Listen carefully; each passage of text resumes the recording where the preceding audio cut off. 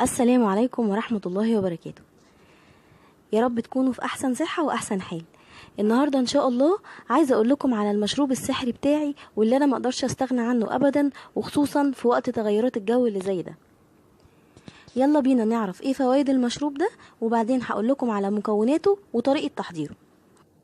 أولا، المشروب ده مفيد جدا في حالات البرد والإنفلونزا والكحة، لأنه بيعمل كمذيب وطارد للبلغم ومهدئ للسعال، وكمان يعتبر ملطف للحلق والحنجرة والشعب الهوائية ومزيل لاحتقان الصدر، وكمان له فايدة كبيرة في علاج الجيوب الأنفية والإنفلونزا، وبكده نقدر نقول عليه إنه بيحسن أداء الجهاز التنفسي.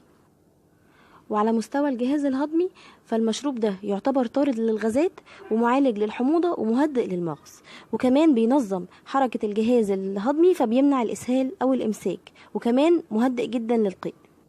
ومن فوائد المشروب ده كمان انه يعتبر مضاد للأكسدة والالتهابات ومسكن للآلام، فبيخفف جدا من الصداع العادي والصداع النصفي. وكمان المشروب ده يعتبر منشط للكبد ومضر للبول وفاتح للشهية، وكمان مضر للبن في حالة الأم المرضعة. ومن فوائده كمان تنظيم الدورة الشهرية وتخفيف الآلام المصاحبة لها، وكمان مفيد في حالات الأرق ومهدئ للأعصاب، وبيساعد كمان على النوم والاسترخاء. يلا بينا نشوف ايه المكونات.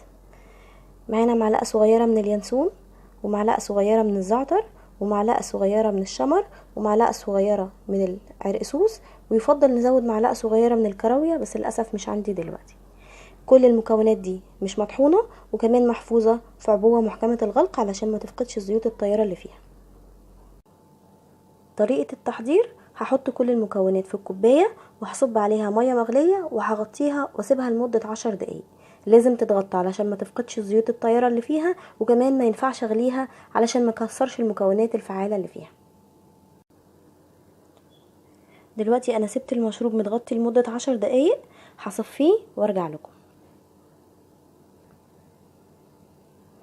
انا صفيت المشروب وبكده ان شاء الله جاهز للشرب.